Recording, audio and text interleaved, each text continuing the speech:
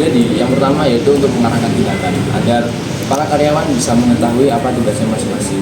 Yang kedua yaitu mengurangi ketidakpastian, yaitu seperti agar karyawan kita tidak bimbang dengan tugas dan tujuannya. Yang ketiga yaitu meningkatkan efisiensi agar kita bisa memilih metode yang lebih efisien untuk mencapai tujuan kita.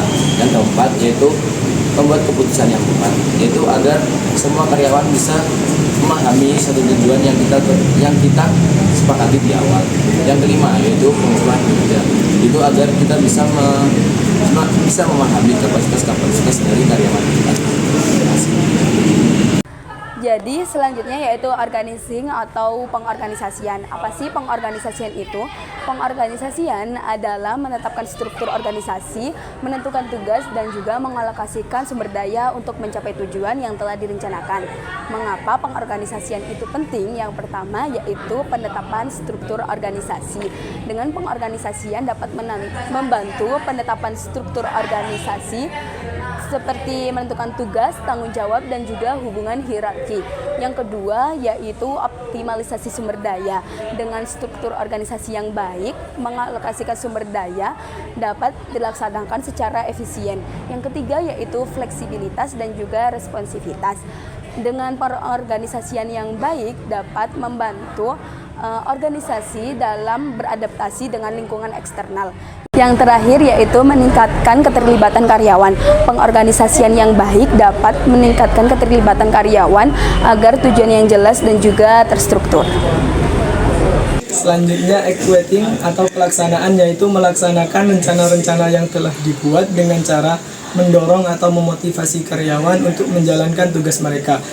Adapun hal-hal yang perlu dilaksanakan ketika actuating itu ada 5. Yang pertama, mendorong karyawan, yaitu mendorong atau memotivasi karyawan untuk menjalankan tanggung jawab mereka. Yang kedua, implementasi rencana, yaitu mengubah rencana atau keputusan menjadi tindakan konkret. Yang ketiga, mengatasi tantangan. Dalam actuating, manajer harus bisa mengidentifikasi atau mengatasi tantangan yang telah ada. Yang keempat yaitu konsistensi. Dalam actuating juga dapat membantu konsistensi pelaksanaan rencana. Dan yang terakhir yaitu evaluasi kinerja. Dalam actuating juga manajer harus bisa dan dapat mengukur kinerja individu dan tim. Selanjutnya adalah controlling atau pengendalian, yaitu mengevaluasi hasil pencapaian, memonitor kinerja, dan mengoreksi jika diperlukan agar organisasi tetap pada jalur yang benar sesuai dengan rencana. Ada 3 tahap dalam controlling. Yang pertama adalah evaluasi kinerja, yaitu fungsi pengendalian manajer mengevaluasi hasil kinerja karyawan sesuai dengan rencana atau yang ditetapkan. Yang kedua adalah perbaikan atau koreksi, yaitu mengidentifikasi dan mengatasi ketidaksesuaian antara hasil aktual dan rencana. Yang ketiga yaitu efisien dan efektivitas, yaitu manajer dapat memantau efektivitas dan efisien operasional.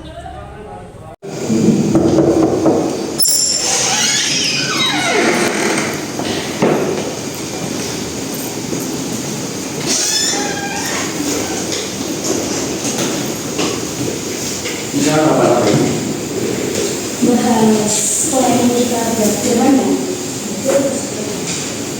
Ini yang berapa ya? Berapa sih? Isinya tuh? Ini setengah 10 sih. Habisnya ya? Belum Pak, bos dulu. Gimana hari ini?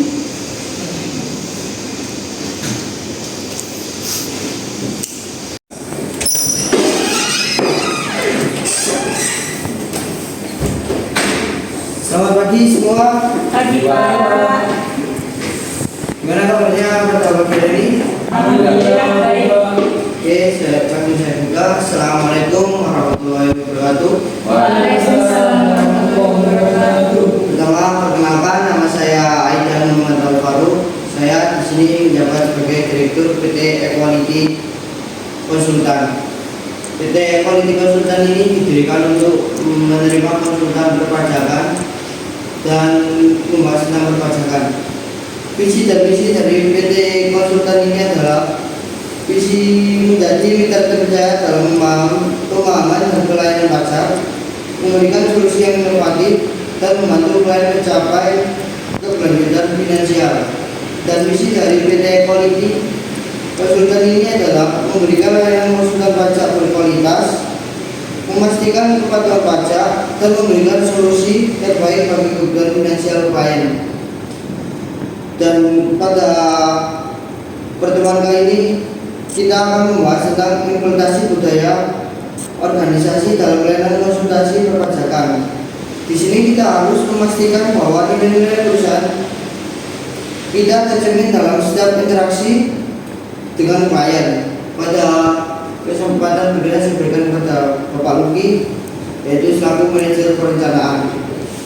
Baik, izin menyampaikan Pak Direktur. Jadi dari misi yang disebutkan Bapak tadi, seperti ada 5 poin kan ya, memberikan layanan konsultan pajak yang berkualitas, terus berfokus pada keberlanjutan kerja dan klien, terus yang ketiga inovasi dan pengetahuan yang mendalam, yang keempat kemitraan jangka panjang, yang kelima ada pemberdayaan komunitas bisnis. Dan tujuan kita itu ada 5 juga, saya sudah merancang tadi, yaitu peningkatan keterampilan dan pengetahuan tim. Pertama, yang kedua peningkatan kepuasan klien. Terus yang ketiga diverifikasi layanan juga, itu seperti menambahkan layanan baru yang relevan dengan perkembangan kebutuhan klien, seperti konsultasi perencanaan pajak yang lebih lanjut atau layanan keuangan terkait. Terus yang keempat implementasi teknologi pajak terbaru, yaitu mengadopsi dan mengintegrasi teknologi terbaru dalam proses bisnis untuk meningkatkan efisiensi, akurasi, dan keamanan. Yang kelima atau yang terakhir itu peningkatan reputasi dan branding, yaitu seperti meningkatkan citra perusahaan melalui kampanye pemasaran yang efektif, partisipasi aktif dalam industri, dan membangun reputasi sebagai konsultan pajak terkemuka. Baik, selanjutnya untuk pengorganisasian saya serahkan kepada manajer. Oke, terima kasih Bapak Luki atas penjelasan perencanaannya. Untuk selanjutnya saya serahkan kepada Bu Najwa untuk perencanaan tentang manajemen sumber daya manusia. Untuk waktunya saya persilakan. Baik, terima kasih kesempatannya untuk Bapak Aidan. Di sini saya akan menjelaskan tentang pengorganisasian. Untuk yang pertama, saya akan menjabarkan dulu struktur organisasi kita kali ini. Yang pertama yang menjadi direktur kita yang terhormat Bapak Aidan, untuk manajer kita, untuk manajer perencanaan yaitu Bapak Luki, dan untuk manajer sumber daya manusia yaitu saya sendiri, untuk manajer keuangan yaitu Bapak Rahman, dan untuk manajer controlling yaitu Ibu Farah. Dan untuk senior konsultan tax yaitu Bapak Rocky, dan untuk tax supporting staffnya yaitu Bapak Arya. Dan untuk pembagian tugas masing-masing dari mereka nanti saya akan langsung sampaikan sedikit kepada mereka. Terima kasih. Untuk waktunya saya kembalikan lagi kepada Bapak Aidan. Oke, terima kasih Bu Najwa atas penjelasannya. Untuk selanjutnya saya berikan waktu untuk Bapak Lukman menjelaskan organisasi manajemen keuangan. Baik, terima kasih atas waktunya Bapak Direktur. Di sini saya selaku manajer keuangan akan menjelaskan tugas dan tanggung jawab saya di PT Equality Konsultan. Yang pertama, saya akan mengambil keputusan yang berkaitan dengan investasi. Dan yang kedua, saya akan mengambil keputusan yang berkaitan dengan pembelajaran. Dan yang ketiga, saya akan mengambil keputusan yang berkaitan dengan dividend. Dan yang terakhir, di sini saya akan merencanakan dan mengontrol untuk memaksimalkan bagaimana nilai perusahaan ini naik. Itu saja yang dapat saya sampaikan, dan selanjutnya saya serahkan ke Bapak Direktur. Oke, terima kasih atas penjelasannya Bapak Lukman. Untuk selanjutnya waktu dan tempat saya serahkan kepada Bu Farah selaku manajer controlling. Baik, terima kasih Bapak Aidan. Di sini saya akan mengontrol para karyawan dan mengevaluasi hasil kinerja karyawan di PT Equality Konsultan. Terima kasih. Oke, terima kasih untuk penjelasannya. Karena itu rapat pada pagi hari ini saya tutup dan saya akhiri. Semoga PT Equality Konsultan jaya selalu dan sesuai dengan visi misinya. Terima kasih. Assalamualaikum warahmatullahi wabarakatuh. Waalaikumsalam.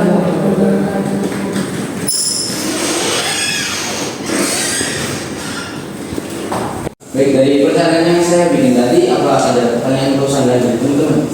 Sepertinya udah cukup Pak.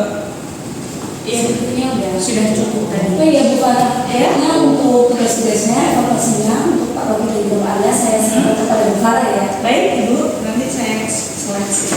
Terima kasih. Kita baca, kita dulu.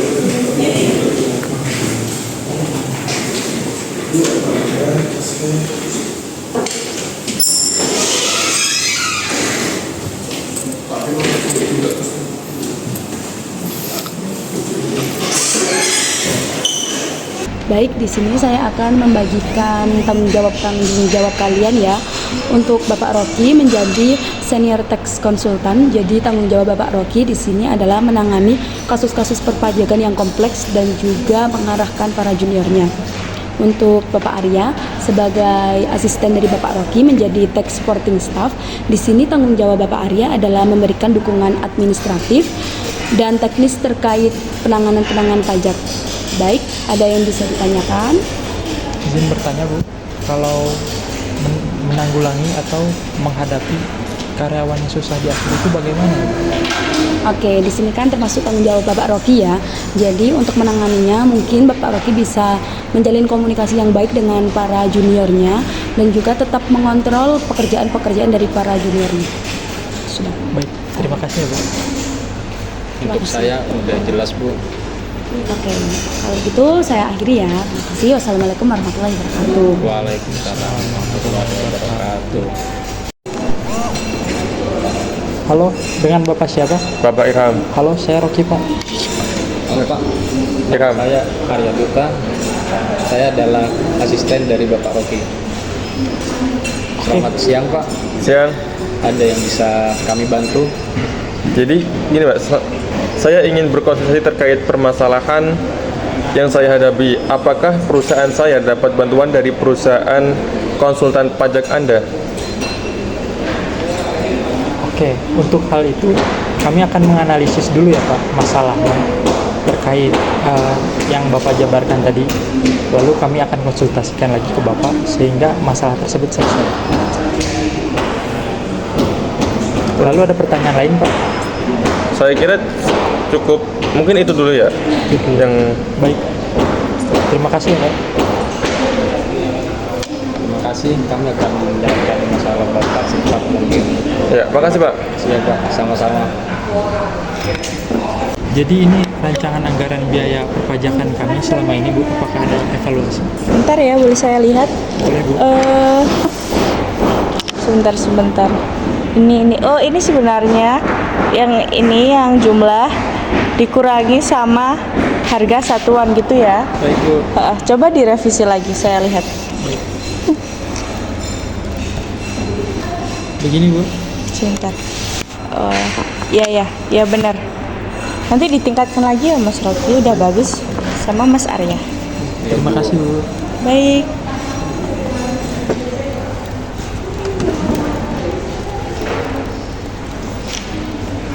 Baik, Pak Lukman, tadi saya sudah mengevaluasi hasil kinerja dari Bapak Rocky dan Bapak Arya. Sebenarnya sudah bagus kinerja mereka, tapi kurang sedikit ya. Saya mohon untuk bimbingan dan motivasi kepada mereka. Baik, terima kasih Bu Farah atas evaluasinya. Nanti masalah karyawan yang kurang biar saya Baik. beri motivasi biar mereka bisa menjadi lebih baik lagi. Baik, terima kasih kalau gitu ya. Sama-sama Bu Farah.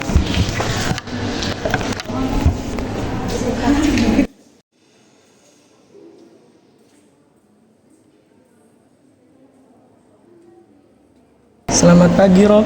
Pagi Pak. Gimana kabarnya, Rob? Alhamdulillah baik Pak. Bapak sendiri bagaimana? Alhamdulillah baik juga. Gimana tentang kerjaan, apa ada kendala? Untuk sejauh ini lancar sih Pak. Tapi untuk waktu yang ke depan saya kurang tahu ya. Ya, baik. Kalau semisal ada kendala di waktu ke depan, bisa langsung konsultasi ke saya, bisa langsung ke ruangan saya. Baik, terima kasih ya Pak. Ya. Kalau gitu saya tinggal dulu, kamu lanjutin kerjaannya. Kalau kerjaanmu bagus, nanti akan saya kasih hadiah. Baik, terima Mari, kasih Ron. Pak. Mari Pak.